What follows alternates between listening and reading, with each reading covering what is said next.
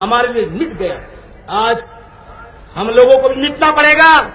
घर के घर में बैठ के कोई क्रांति नहीं होती है। जो अंधकार में रहते हैं वो क्रांति को घटित नहीं कर सकते। क्रांति वही लोग कर सकते हैं जिनके अंदर क्रांति करने की शक्ति होती है।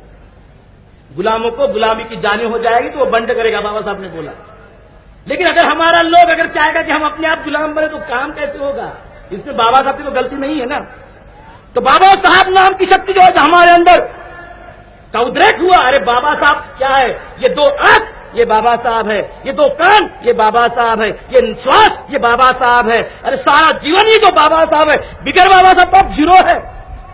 ये बाबा साहब है इसलिए प्लस में चल रहा है, नहीं तो अब तो जीरो है, जीरो। अब प्लस में चलना है। आने वाले समाज को ये दिखाना है, हमारे आने वाले पीढ़ी को ये दिखाना है कि एक बाबा साहब हम लोगों के लिए मर मिट गया।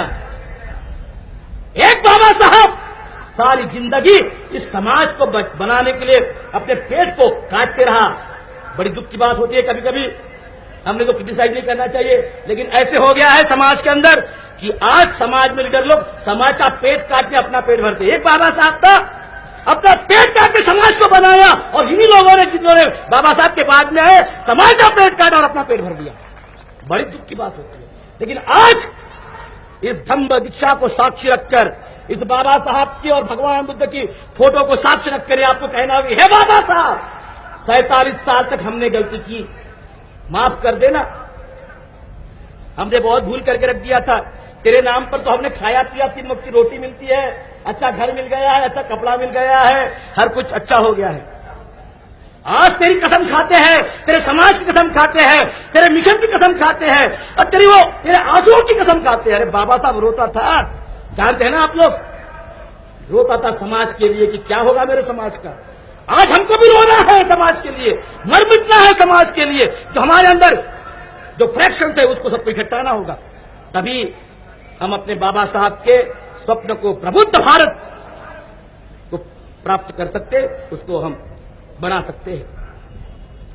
बाबा साहब की जो कल्पना थी प्रबुद्ध भारत कि सारा भारत एक प्रबुद्ध बने, यहां पर जो जाति की वैषम्यता है, जो जहर फैला हुआ है वो नष्ट हो जाए, सारा समाज एक रूप आ जाए।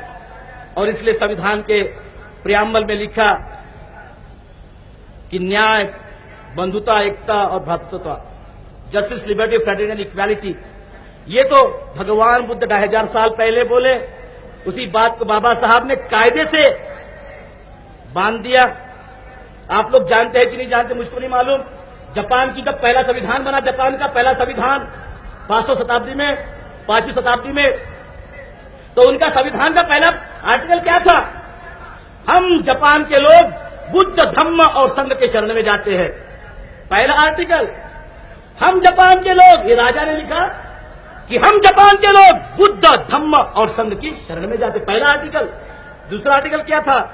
इस जापान को चलाने के लिए प्रेम, मैत्री, करुणा, समता, न्याय, बंधुता की आवश्यकता है। ये भगवान बुद्ध को हम साक्षी रखकर इसको मानते हैं। ये दूसरा आर्टिकल था। और तीसरा आर्टिकल क्या है कि भगवान बुद्ध ही हमारे देश का प्राणवायु है, प्राणवायु है हमारे देश का। ये वहां का संविधान बोलता है। आज हम